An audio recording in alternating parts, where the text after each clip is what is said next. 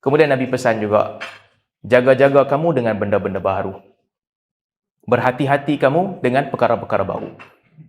Yang tak ada di dalam agama, yang tak ada asasnya dalam agama. Ini kamu kena berhati-hati. Perkara baru ni kan, dia bukan tentang maksiat.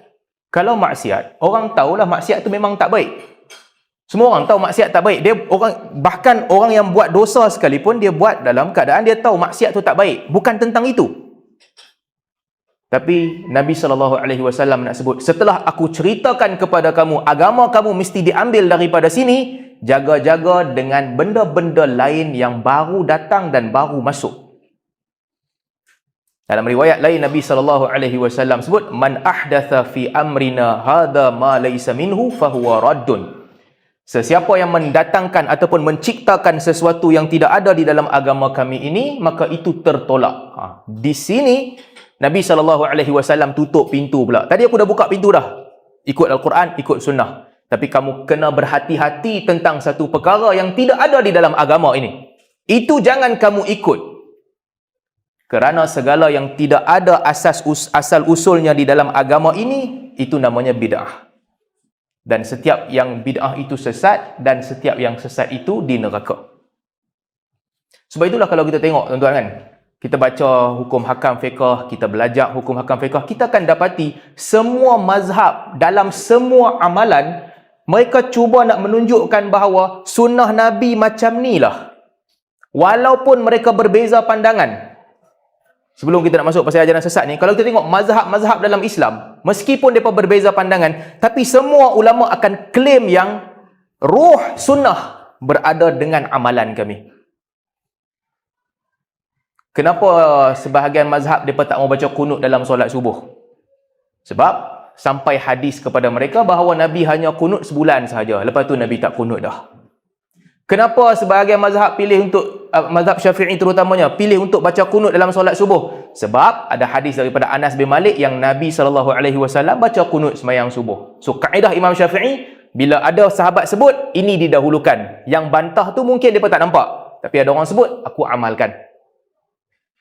Kenapa bahkan sekecil-kecil benda dalam ibadat pun, apabila nak bangun ke rakaat kedua, nak letak tangan kat lantai ke nak letak lutut kat lantai, mazhab yang pilih tak payah letak tangan, bangun dengan lutut sahaja. Sebab diriwayatkan daripada Abu Bakar dan Umar, mereka tak letak tangan di lantai. Kami ikut sebab Abu Bakar dan Umar mesti belajar semayang daripada Nabi.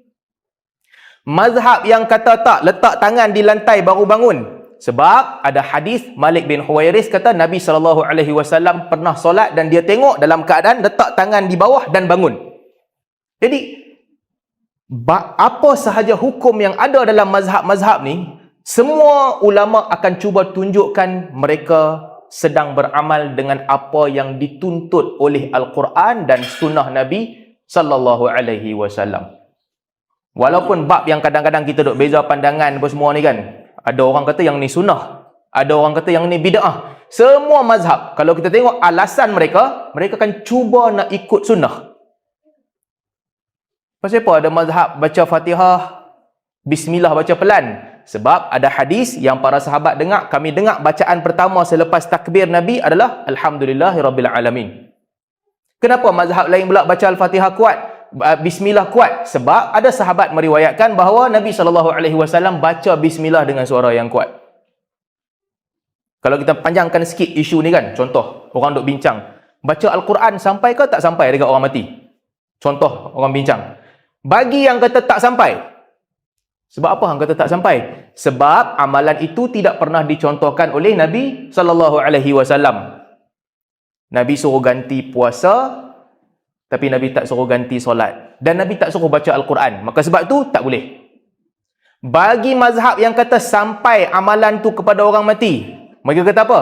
Sebab apabila Nabi SAW bagi kita ganti puasa, artinya amalan kita boleh sedekahkan kepada orang lain, termasuk bacaan Al-Quran. Jadi kalau kita tengok kan, semua mazhab cuba untuk mengikut Nabi SAW. Walaupun mereka berbeza pandangan. Walaupun kadang-kadang perbezaan itu besar, tapi kesemua mereka cuba untuk ikut Nabi SAW. Baik, di mana datang ajaran sesat? Bismillah. Ajaran sesat, dia datang apabila orang melepaskan diri dia daripada ikatan sunnah Nabi sallallahu alaihi wasallam. Di sini berlaku ajaran sesat. Dan kita kena faham bahawa kesemua ajaran sesat, mereka claim mereka ikut Al-Quran. Tak ada ajaran sesat yang kata kami tak mau ikut Al-Quran. Dia claim dia ikut Al-Quran. Sesesat mana pun dia, paling teruk punya sesat sampai tahap kafir sekalipun, dia claim dia tetap ikut Al-Quran. Yang ni kena faham. Ajaran sesat yang first sekali dalam Islam. Apa ajaran sesat yang mula-mula timbul? Selain daripada murtad lah. Murtad tu lain cerita, dia dah claim dia lain.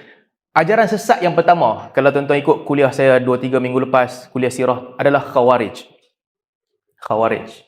Yang dia pembunuh Uthman, yang mereka memberontak lawan dengan Sayyidina Ali. Ketika kemunculan Khawarij, bayangkan, Ali ni khalifah. Ali khalifah, Ali duduk di Kufah, Ali tengah khutbah Jumaat. Baca khutbah, macam biasa, khalifah, pemimpin tertinggi negara tengah khutbah Jumaat. Ada satu orang Khawarij, dia bangun, dia tutup telinga dia. Sebab dia tak mau dengar Ali punya khutbah Jumaat. Dan dia baca Al-Quran. وَلَقَدْ أُوحِيَ إِلَيْكَ وَإِلَى الَّذِينَ مِنْ قَبْلِكَ لَإِنْ أَشْرَكْتَ لَيَحْبَطَنَّ عَمَلُكَ وَلَتَكُونَنَّ مِنَ الْخَاسِرِينَ. Sambil tutup telinga, dia baca Al-Quran. Sesungguhnya diwahyukan kepada kamu dan kepada orang-orang yang terdahulu daripada kamu, kalau kamu syirik, maka amalan kamu akan terhapus, lalu kamu tergolong di kalangan orang-orang yang rugi. Sambil tutup telinga dia, tak mau dengar khutbah Ali, dan dia baca ayat Al-Quran. Dia nak abadkan Ali, kata, sekalau hang telah melakukan syirik, amalan hang telah terhapus dan hang rugi. Dia kata kat siapa tu? Kata kat Ali. Seburuk-buruk Khawarij ni pun, dia claim kami ikut Quran. Apabila mereka keluar memberontak lawan dengan Ali, syiar yang mereka bawa adalah, inil hukmu illa lillah. Tidak ada hukum yang mesti diikuti, melainkan hukum Allah. Lepas itu pergi lawan, bunuh sahabat Nabi. Dia claim dia ikut Al-Quran. Seburuk-buruk ahli falsafah. Ahli falsafah yang sampai kata, jangan ikut Al-Quran. Al-Quran ni tak ada sumber hukum. Al-Quran cakap ni sekadar untuk mengelabui mata kamu sahaja. Nak tahu sumber hukum, kamu kena pergi mengaji logik. Mengaji mazhab Aristotle. Ahli falsafah yang memang betul-betul karut. Bila orang tanya, apa hujah hang buat pandangan ni? Sebab Al-Quran sebut di dalam, Allah Ta'ala sebut dalam Al-Quran, laisa kamithlihi syai'un. Allah tak sama dengan sesuatu pun. Jadi selain daripada tu, kalau nampak persamaan apa-apa, Allah ada sifat dan sebagainya, ini semua sekadar nak bagi kamu faham sahaja. Asasnya adalah, Allah Ta'ala tak sama dengan apa-apa pun. Mereka pun pegang Al-Quran juga. Setelah dia bantah semua ayat Al-Quran, asal dia, kami ada ayat Al-Quran satu yang kami pegang. Semua kelompok anti hadis. Anti hadis yang tak mau ikut hadis Nabi SAW. Anti hadis ke, feminis ke apa, semua ni bila ditanya kepada mereka, kenapa tak mau ikut sunnah? Dia tetap akan bawa Al-Quran. Dia kata kami ikut Al-Quran. Kan Allah Ta'ala sebut dalam Al-Quran, وَمَا يَنْتِقُ عَنِ الْهَوَىٰ إِنْ هُوَ إِلَّا وَحْيٌ يُوحَىٰ. Sesungguhnya Muhammad tidaklah mengikut hawa nafsu. Apa yang disampaikan oleh Muhammad adalah wahyu yang diwahyukan kepadanya. Dan Allah Ta'ala sebut dalam Al-Quran, Allah suruh Nabi pergi cerita dekat orang, innama ana basyarun mithlukum yuha ilayya. Sesungguhnya aku sama seperti kamu, melainkan aku diberikan wahyu oleh Allah Subhanahu Wa Ta'ala. Apa anti hadis buat? Dia kata ayat ni nak menunjukkan kepada kita, Muhammad tu manusia sahaja. Apa yang dia buat sama macam kamu buat. Nak ikut pun boleh, tak mau ikut pun tak boleh. Kecuali wahyu. Wahyu adalah Al-Quran. Apabila Muhammad sampaikan kepada kamu Al-Quran, kamu wajib ikut. Selain daripada itu perkataan Muhammad. Dia kan Allah Ta'ala sebut dalam Al-Quran, dia manusia. Sama macam kamu manusia. Kamu buat sesuka hati kamu, macam dia buat sesuka hati dia. Kecuali bila disampaikan Al-Quran, kamu ikut. Ini kelompok yang paling sesat. Anti hadis. Walaupun begitu, dia tetap claim dia ikut Al-Quran. Dia kan bawa lah 1-2 ayat di sini sana, dan dia claim dia ikut Al-Quran. Dan demikianlah hampir ke semua kelompok-kelompok yang sesat. Termasuk kelompok liberal yang sebahagiannya kata, tak payah masuk Islam pun tak apa. Orang Islam yang baik pun masuk syurga, orang kafir yang baik pun masuk syurga juga. Ada orang bawa pandangan macam tu. Semua orang sama aja. Siapa yang buat benda baik, dia masuk syurga. Siapa buat benda tak baik, dia tak masuk syurga. Bila tanya dia, apa alasan? Dia akan bawa Al-Quran.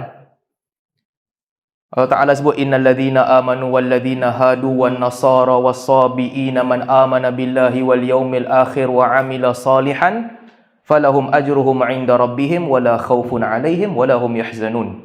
Sesungguhnya orang-orang yang beriman, orang Yahudi, orang Nasrani dan orang yang mengikut agama-agama terdahulu, apabila mereka beriman dengan Allah serta beramal soleh, mereka tak perlu bimbang, mereka tidak perlu merasa bimbang dan juga takut, dan mereka akan mendapat pahala di sisi Tuhan mereka. Dia pun ambil Al-Quran juga. Tengok kan ayat ni kata innal ladzina amanu walladzina hadu wan nasara was-sabiin. Kan Allah Taala kata orang beriman ke, orang Nasrani ke, orang Yahudi ke, orang yang mengikut agama terdahulu ke, semua boleh. Yang penting beramal soleh. Pun ikut Al-Quran, dia kata. Jadi kalau klaim mengikut Al-Quran telah memadai, tak ada orang yang akan sesat. Semua orang akan klaim dia ikut Al-Quran. Sedangkan dalam hadis Nabi SAW sebut jelas, la yasma' bi Yahudi wala Nasrani thumma lam yu'min bi illa dakhala nar. Tidak ada seorang pun yang mendengar tentangku, sama ada orang tu Yahudi ataupun Nasrani, dia dengar tentang aku sedangkan dia tidak beriman dengan aku, melainkan dia masuk neraka.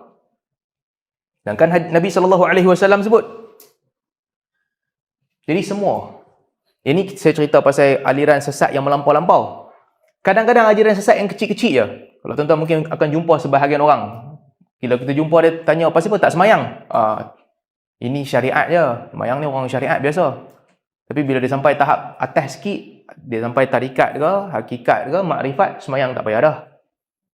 Dia dah sampai satu kolam makrifat di mana dia tahu kewujudan hidup dia. Dia rasakan dia bersatu dengan Tuhan. Ibadat tak payah buat dah. Sembang power. Mana hang dapat dalil ni? Ada ke? Ada. Ada dalam Al-Quran Allah Ta'ala sebut. Bila Allah Ta'ala cerita tentang Khidir, Allah sebut di dalam Al-Quran tentang Nabi Khidir, fawajada 'abdan min ibadina atainahu rahmatan min 'indina wa 'allamnahu min ladunna ilma.